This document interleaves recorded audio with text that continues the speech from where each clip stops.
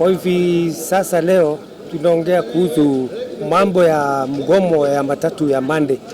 Ile kitu iko, nafikiria tutaungana na nchi nzima kuungana juu ya mgomo ya Monday. Juu sasa mafuta imeenda juu. Hii mwaka ama hii mwezi uliopita nafikiria mafuta imeongezwa mara 2. Hivi sasa saa hii hatujui tutafanya namna gani. Juu sasa ile pesa imeongezwa diesel ama mafuta yoyote hapa nchini hatujaisikia tangu nchi ilivyoumbwa. Sasa mafuta imeongezwa mara 2 na magari hata nyingi azidi. Ukiangalia hasa hapa tuko kwa ofisi, tuko na zaidi ya magari 200 ambapo ziko hapa. Watu abiria hawaendi. Mafuta imepanda. Tukiongeza watu nauli, hakuna mtu anakubali kuongeza juu nchi haina pesa. Kwa hivyo sasa sisi tumeamua tutashirikiana na wale ambao watakuja kugoma by Monday. Kwa hivyo nafikiria tutakuja pamoja na hawa, tutakuwa pamoja. Sasa hii ukiangalia hata wale wenye wanaenda kusiaga, kama umebeba kilo 2 ya unga unaenda kusiaga unga mahindi bado umeongezewa. Ukiangalia kila kitu sasa imepanda, kila kitu imepanda. So tugeuliza serikali, mambo mafuta ndio imeyoshikilia uchumi wa hii nchi. Mafuta imeenda juu. Kwa hivyo tugeomba serikali iweze kupunguza mambo ya mafuta. Naitwa Jonathan Sunte kama driver ya matatu, na tunataka kuomba kwa serikali kwa sababu hii ya mambo ya mafuta imetufinya sana, na hata makasoma wanalilia kwa sababu wakati wa kupandisha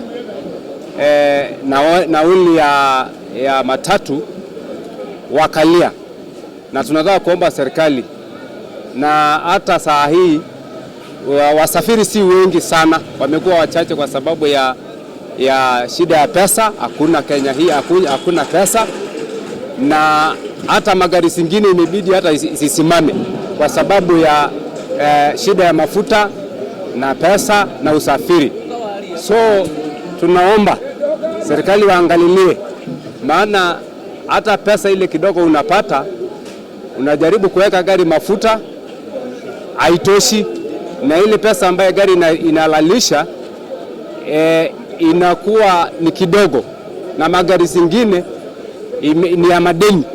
So tunaomba, kwa sababu hii jambo imetufinya sana, na tunaomba serikali waangalie hiyo masuala, kwa sababu magari mingi itarudishwa sababu ni ya deni. Sisi tunaambiwa tutafute pesa, unajaribu kwenda kwa barabara unakosa watu wa kubeba. So kila mtu ameadhiriwa na hii maneno ya kupandishwa mafuta. So tunaomba serikali watuangalilie, maana tumefinyika sana. Kwa majina naitwa Kamau, na tunaomba serikali sana iangalie hii mambo ya mafuta, sababu tunasikia mahali kama Rwanda, mahali kama Ethiopia mafuta iko chini na wengi wao ni landlocked. Hiyo mafuta inapitia huku kwetu lakini wako chini. Tunaomba serikali ipunguze hiyo bei ya mafuta, na isipokuwa hivyo tutashirikiana na wenye watagoma Monday, hata ikiwa ni meli, hata ikiwa ni ndege, wote tutashirikiana na wao tuone bei ya mafuta imerudi chini. Ile pesa tulikuwa tunaweka imeenda chini sana, na tunaomba serikali tupunguzie hiyo bei ya mafuta, kwa sababu unaweka pesa unabaki mfuko bila kitu.